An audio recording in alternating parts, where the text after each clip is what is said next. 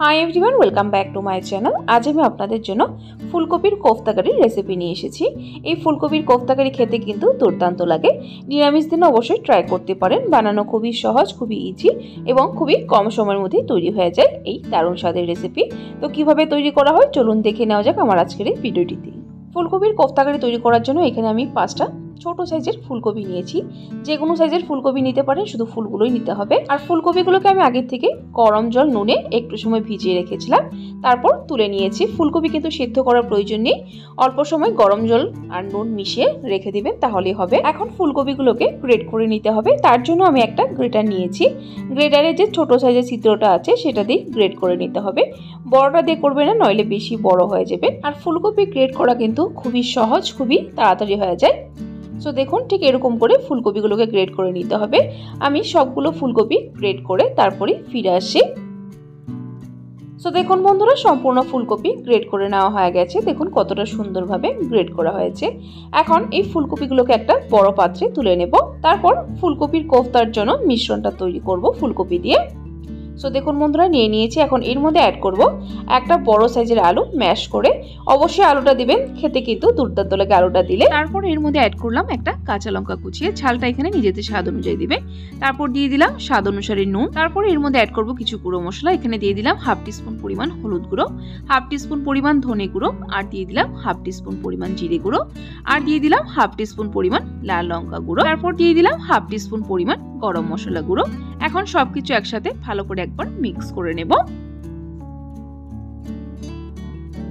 So দেখুন বন্ধুরা, ভালো করে মিক্স করে নিয়েছি। তারপর কোফতার বাইন্ডিং এর জন্য অ্যাড করব বেসন। এখানে আমি 4 টেবিলস্পুন পরিমাণ বেসন অ্যাড করে দিলাম।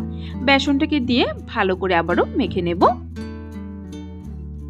সো দেখুন বন্ধুরা, ভালো করে মেখে নিয়েছি। মিশ্রণটা যদি বেশি নরম হয়ে থাকে তাহলে আর একটু পরিমাণ বেসন অ্যাড করতে পারেন। তো চলুন বন্ধুরা, এখন কোফতাগুলো তৈরি করে নিই।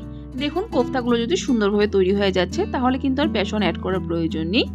দেখুন, যদি নরম হয়ে থাকে তাহলে আরেকটু বেসন অ্যাড করবেন, যতটা পারেন কমই অ্যাড করবেন বেসনটা। যদি বেসনটা বেশি পরিমাণে অ্যাড করা হয় তাহলে শুধু বেসনের টেস্টে আসবে, ফুলকপির টেস্টটা কিন্তু কম আসবে। সবগুলো কোফতা তৈরি করে তারপর ফিরে আসি। তো দেখুন বন্ধুরা, কোফতার বলস তৈরি করে নিয়েছি। তো চলুন এখন এগুলোকে ফ্রাই করে নিই। তার জন্য এখানে একটা কড়াইতে বেশ কিছুটা সাদা তেল দিয়ে ভালো করে গরম করে নিয়েছি।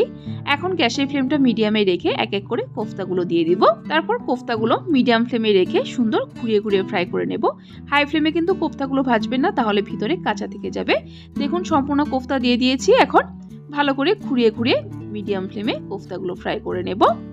সো দেখুন বন্ধুরা, কোফতাগুলো আমার ফ্রাই করে নেওয়া হয়ে গেছে, সুন্দর একটা কালার এসে গেছে। কোফতাগুলোকে একটা আলাদা পাত্রে তুলে নেব, তারপর ফিরে আসি। সো বন্ধুরা, কোফতাগুলোকে তুলে নিয়ে ওখান থেকে তেল কমিয়ে নিয়েছি। তারপর এখানে রান্নাতে যতটা তেল লাগবে ততটুকু রেখে দিয়েছি। তো চলুন এখন গ্রেভিটা তৈরি করি। তার জন্য এই তেলের মধ্যে ফোড়নে দিয়ে দিলাম 1 টিস্পুন পরিমাণ গোটা জিরে।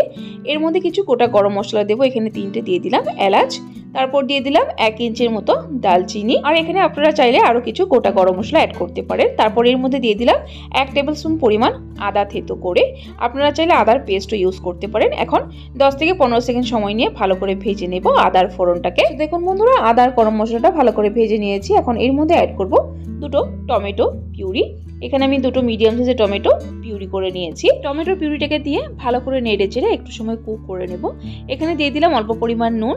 টমেটোটাকে কুক করব যতক্ষণ না টমেটোর কাঁচা ভাবটা চলে যাচ্ছে। তো দেখুন বন্ধুরা, টমেটোটাকে কুক করে নিয়েছি। এখন এর মধ্যে অ্যাড করব কিছু গুঁড়ো মশলা। এখানে দিয়ে দিলাম 1 টিস্পুন পরিমাণ হলুদ গুঁড়ো, 1 টিস্পুন পরিমাণ জিরে গুঁড়ো, 1 টিস্পুন পরিমাণ ধনে গুঁড়ো, আর অ্যাড করব 1 টিস্পুন পরিমাণ লাল লঙ্কা গুঁড়ো। তারপর অ্যাড করব অল্প পরিমাণ হিং। যেহেতু নিরামিষ রান্না, একটু হিং দিলে খেতে ভালো হয়। যদি হিংয়ের গন্ধটা অপছন্দ করেন তাহলে স্কিপ করতে পারেন। হিংটাকে দিয়ে এখন মশলাটাকে ভালো করে কষিয়ে নিব। সো দেখুন বন্ধুরা, ভালো করে মশলাটাকে কষিয়ে নিয়েছি। এখন এর মধ্যে অ্যাড করব কাজু পেস্ট করে। এখানে 10-12টা কাজু পেস্ট করে অ্যাড করে দিলাম। কাজুর পেস্টটা কিন্তু অবশ্যই অ্যাড করবেন, তবে কিন্তু গ্রেভিটা সুন্দর ক্রিমি টেক্সচার আসবে, খেতেও টেস্টি হবে। কাজুর পেস্টটাকে দিয়ে একটু সময় আবারও কুক করে নেব। সো দেখুন বন্ধুরা, ভালো করে কুক করে নিয়েছি। এখন এর মধ্যে অ্যাড করব জল। এখানে আমি গরম জল অ্যাড করে দিলাম, প্রায় 2 কাপের মতো। জলটাকে দিয়ে ভালো করে নেড়ে চেড়ে আবারও একটু সময় কুক করতে হবে। ঢাকা দিয়ে আমি মিডিয়াম ফ্লেমে 2 থেকে 3 মিনিট সময় ভালো করে কুক করে নেব গ্রেভিটা। সো দেখুন বন্ধুরা, গ্রেভিটা প্রায় 3 মিনিট সময় নিয়ে ভালো করে কুক করে নিয়েছি। বেশি সময় কিন্তু কুক করার প্রয়োজন নেই, যেহেতু কাজুর পেস্ট আছে তাহলে কিন্তু বেশি ঘন হয়ে যাবে, তাই 3 মিনিট সময় কুক করলে হবে মিডিয়াম ফ্লেমে। এখন এর মধ্যে অ্যাড করে দেব ভেজে রাখা ফুলকপির কোফতাগুলো। দেখুন কোফতাগুলো দিয়ে দিয়েছি, কোফতাগুলোকে দিয়ে ভালো করে নেড়ে চেড়ে তারপর এর মধ্যে অ্যাড করে দেব কাঁচা লঙ্কা। এখানে আমি 4টে কাঁচা লঙ্কা দুফালা করে দিয়ে দিলাম। তারপর দিয়ে দিলাম স্বাদ মতো নুন আর দিয়ে দিলাম হাফ টিস্পুন পরিমাণ চিনি। নুনটা আগেও দেওয়া হয়েছে, টেস্ট করে অবশ্যই দিবেন। আর চিনিটা যদি অপছন্দ করেন তাহলে স্কিপ করতে পারেন। নিরামিষ রান্নাতে কিন্তু একটু মিষ্টি দিলে খেতে ভালো হয়। দেখুন কোফতাটা আমার প্রায় তৈরি হয়ে গেছে, আর শুকাবো না, কারণ ঠান্ডা হওয়ার পর কিন্তু কোফতা পুরো গ্রেভি টেনে নেবে, তাই বেশি ঘন হয়ে যাবে। এখন নামানোর আগে লাস্টে এর মধ্যে দিয়ে দিব 1 টিস্পুন পরিমাণ গরম মশলা। গরম মশলাটাকে দিয়ে ভালো করে নেড়ে চেড়ে তারপর গ্যাসের ফ্লেম বন্ধ করে দেব। দেখুন আমার তৈরি হয়ে গেছে ফুলকপির কোফতা কারি। এখন 10 মিনিটের জন্য স্ট্যান্ডিং টাইমে রেখে তারপর কোফতা কারিটা সার্ভ করে নেব। সো বন্ধুরা 10 মিনিট হয়ে গেছে, 10 মিনিট পর কোফতা কারিটা সার্ভ করে নিচ্ছি। দেখুন কোফতাগুলো কিন্তু সুন্দর ফুলে উঠেছে, সুন্দর নরমও হয়ে গেছে। আমি ভেঙে দেখিয়ে দিচ্ছি একটা।